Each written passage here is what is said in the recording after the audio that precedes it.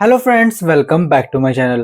तो आज मैं आपको एक्सप्लेन करने वाला हूँ 2022 release Marathi movie medium spicy. तो ये मूवी निस्सिम पे बेस्ड है, जो कि एक शेफ है और बहुत ही इंट्रोवर्ट और कॉम्प्लेक्स इमोशंस वाला लड़का है, और वो किस तरह से अपने जिंदगी में रिलेशंस को हैंडल करता है, इसी पे ये मूवी बेस्ड है। तो ऐसा ही फ्रेश कंटेंट देखने के लिए आप मेरे चैनल को जरूर सब्सक्राइब कर लेना। तो चलिए विदाउट वेस्टिंग टाइम मूवी का एक्सप्लेनेशन स्टार्ट करते हैं। तो मूवी स्टार्ट होती है कॉलेज रियूनियन से, जिसमें निस्सिम, टिपनिस और उसकी एक कॉलेज फ्रेंड कृष्णा थी। इसमें हर कोई अपने मैरिड लाइफ और फैमिली प्रॉब्लम्स के बारे में शेयर कर रहे थे। तभी निस्सिम और कृष्णा साइड में आते हैं और एक दूसरे से बात करने लगते हैं। तो निस्सिम और कृष्णा जब कॉलेज में थे तो वो दोनों एक दूसरे को डेट करते थे, लेकिन निस्सिम में इतना गट्स ही नहीं था कि वो उसे शादी के लिए प्रपोज करे। फिर कुछ रीजंस के कारण उनकी रिलेशन वर्क नहीं होती और कृष्णा किसी और लड़के के साथ शादी करके सेटल हो जाती है। लेकिन आज भी निस्सिम और कृष्णा एक दूसरे को लाइक करते हैं। तो कृष्णा निस्सिम को गिल्टी फील करा के वहां से चली जाती है, क्योंकि निस्सिम की वजह से ही उनका कुछ हुआ नहीं आगे। अब निस्सिम की बात करें तो वो एक बड़े से रेस्टोरेंट में शेफ का काम करता है, और उसके फैमिली में मम्मी पापा और एक बड़ी बहन है जो प्रेग्नेंट है और उसी के घर में रहने आई है कुछ दिनों के लिए। और निस्सिम की मम्मी हमेशा उसके पीछे शादी को लेकर पड़ी रहती है, क्योंकि उसकी एज अभी 30+ हो चुकी थी और अभी तक उसकी कोई गर्लफ्रेंड भी नहीं थी, जिसकी वजह से उसकी शादी भी नहीं हो पाई और वो कोई भी लड़की पसंद ही नहीं करता था। और निस्सिम के प्रोफेशनल लाइफ के बारे में बताया जाए तो उसके रेस्टोरेंट में उसकी एक कलीग थी प्राजक्ता, और उसकी एक हेड चीफ थी जिसका नाम था शेफ गौरी, एंड उसका एक दोस्त था जिसका नाम था शेफ शुभंकर। तो इन्हीं के साथ पूरा दिन वो अपने किचन में बिताता था।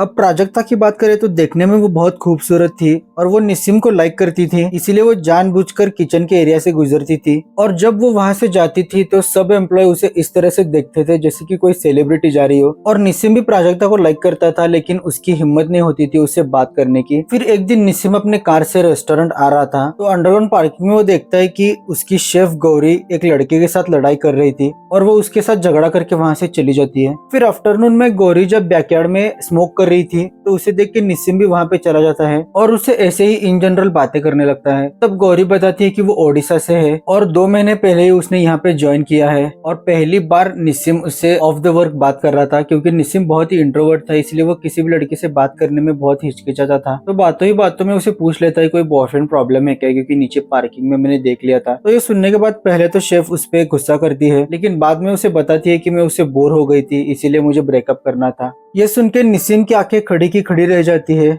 जैसे कि उसने किसी मौत को देख लिया हो, क्योंकि उसने अभी तक एक भी रिलेशन अच्छे से नहीं निभाया था।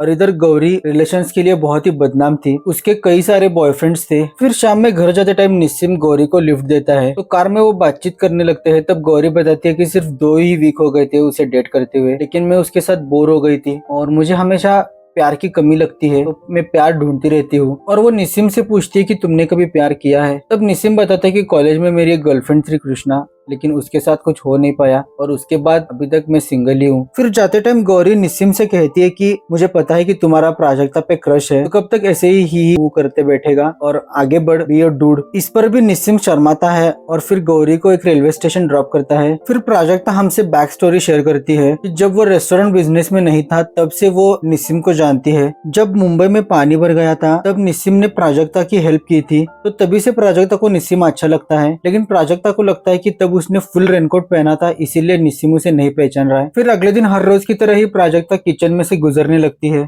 तब वो देखती है कि निस्सिम के कान में हेडफोन्स नहीं है, तो वो उसे हाई कहने के लिए रुक जाती है और उसे आर्ट गैलरी के एग्जीबिशन के बारे में बताती है। तो दोनों भी चलने के लिए रेडी होते हैं और वो कहता है कि मैं मेरे दोस्तों से भी पूछ लेता हूँ और कोई आना चाहता हो तो आ सकता है। तो ये सुन के प्राजक्ता थोड़ी सी नाराज होती है, क्योंकि वो निस्सिम के साथ ही जाना चाहती थी। फिर बाद में निस्सिम को भी रियलाइज होता है कि उसने गलती कर दी है ये कह के, लेकिन तब प्राजक्ता नाराज होकर वहां से चली जाती है। और प्राजक्ता जाने के बाद शेफ गौरी भी निस्सिम को चिढ़ाने लगती है पी नाम से। फिर जब निस्सिम घर पर आता है तो उसकी माँ का और बहन का झगड़ा चल रहा था। निस्सिम की माँ हमेशा फ्रस्ट्रेट रहती थी क्योंकि उसके मन का कुछ नहीं होता था, और उसके पापा भी निस्सिम के आंटी के पास चले जाते थे, और उसकी मम्मी को ये बात बिल्कुल भी पसंद नहीं थी क्योंकि उसको घर वालों ने बाहर निकाल दिया था। और इसी बात पर निस्सिम के मम्मी पापा का हमेशा झगड़ा होता था और इनके झगड़ों की वजह से निस्सिम तंग आ चुका था। फिर अगले दिन प्राजक्ता स्वीट्स लेकर निस्सिम के पास चली आती है और कहती है कि मेरे पापा ने अभी सीए कंप्लीट किया है। ये सुन के निस्सिम थोड़ा सा हंसता है, लेकिन प्राजक्ता कहती है कि उन्हें सीए करना था, लेकिन उन्हें पहले टाइम नहीं मिला था, तो अपनी शौक पूरे करने का कोई टाइम नहीं होता। फिर प्राजक्ता उसे कुछ बताना चाह रही थी,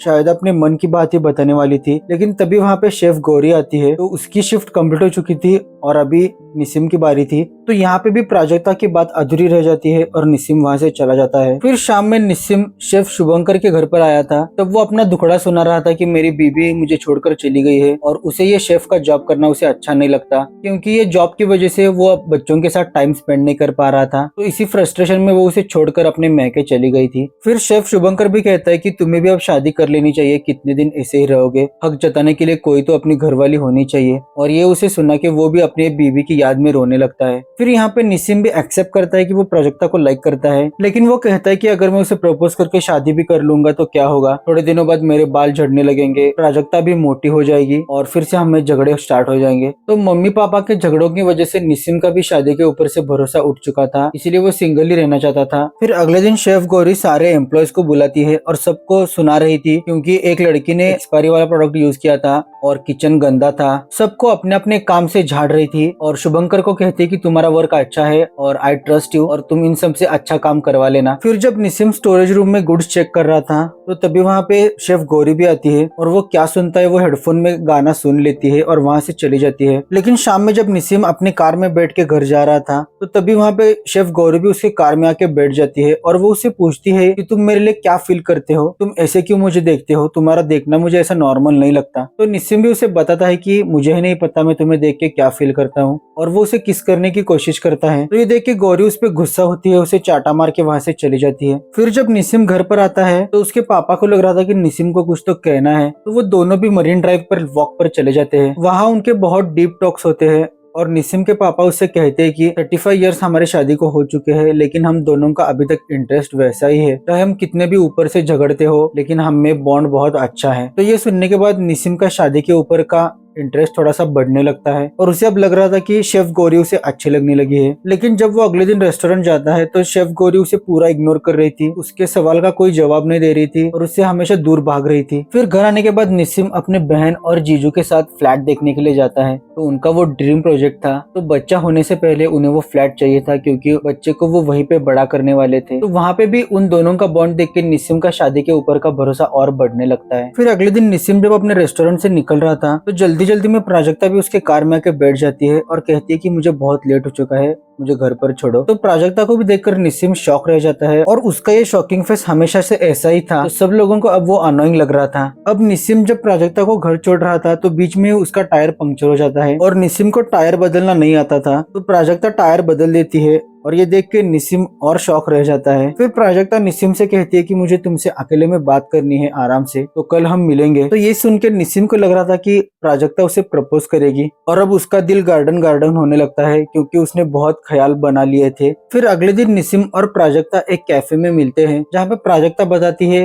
कि मैं शादी करने वाली हूँ और लड़का मेरी ही अपार्टमेंट में रहता है। तो ये सुन के निसिम शॉक रह जाता है क्योंकि उसे लग रहा था कि वो प्रपोज करेगी। इस पर निसिम उसे कॉन्ग्रेचुलेशन कहता है। फिर प्राजक्ता भी कहती है कि तुम और गौरी एक दूसरे के लिए परफेक्ट हो, चाहे लोग कुछ भी कहे। तो ये सुनने के बाद निसिम उसे कहता है कि हमारा कुछ नहीं चल रहा है। तब प्राजक्ता निसिम की आंखों से समझ जाती है कि वो उसे ही लाइक करता था। फिर प्राजक्ता भी उसे सुनाती है कि तुमने बहुत देर कर दी, कब तक मैं ऐसे ही बिना भरोसे बैठी रहूं।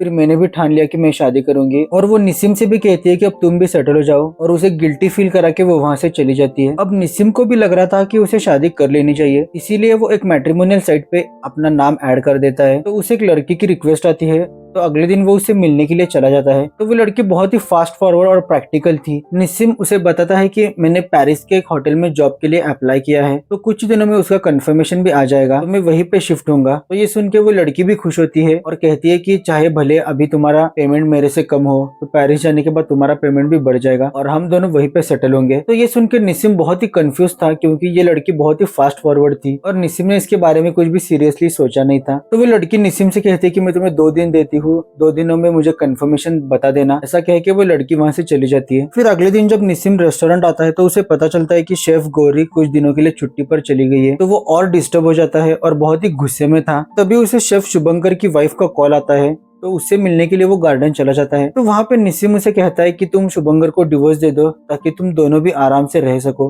तो इस पर उसकी वाइफ कहती है कि मैं कबड्डी प्लेयर हूँ और इतनी जल्दी शुभंकर को छोड़ूंगी नहीं। ऐसा कह के वो वहाँ से चली जाती है। इधर निसिम की बहन को भी लड़की होती है जिसका नाम वो अदिति रखते हैं। फिर वो भी अपने घर चली जाती है और कुछ दिनों के बाद निसिम का बर्थडे भी आ जाता है। तो सब स्टाफ मिलके निसिम का बर्थडे सेलिब्रेट कर रहे थे। तो तभी वहाँ पे प्राजक्ता भी आती है और वो अपने मैरिज का कार्ड लेकर आई थी। तो वो निसिम से कहती है कि पूरे स्टाफ को और अपने घर वालों को लेकर मेरे शादी पे जरूर आना। फिर एक दिन निसिम रेस्टोरेंट जाने के लिए अपने कार से निकल रहा था। तो वो देखता है कि उसका टायर पंक्चर है, इसीलिए उसे मेट्रो से जाना पड़ता है। तो उसे मेट्रो में शेफ गौरी दिखाई देती है। तो वो उसके पीछे पीछे जाने लगता है। तो शेफ गौरी उसे पूछती है कि तुम्हें क्या चाहिए। उसके पास इसका कोई जवाब नहीं था, इसीलिए वो उसके पीछे पीछे जाने लगता है और गौरी भी उसे आने देती है। फिर वो दोनों गौरी के घर चले जाते हैं। तब निसिम पूछता है कि तुम इतने दिन कहाँ थी। फिर गौरी बताती है कि मैं अपने घर ओडिशा चली गई थी क्योंकि मेरे मम्मी पापा ने डिवोर्स ले लिया है। तो ये सुनने के बाद फिर से निसिम का चेहरा ऐसा ही शॉक था। तब गौरी बताती है कि वो दोनों हमेशा झगड़ा करते थे, पूरी जिंदगी बस वो झगड़ते ही रहे और फाइनली आखिरकार जब उन्होंने डिवोर्स लेने का डिसीजन ले लिया तो उनके चेहरे बहुत शांत हो चुके थे और उनके जिंदगी का ये बहुत सही डिसीजन था। फिर वो ऐसे ही कुछ बातें करते हैं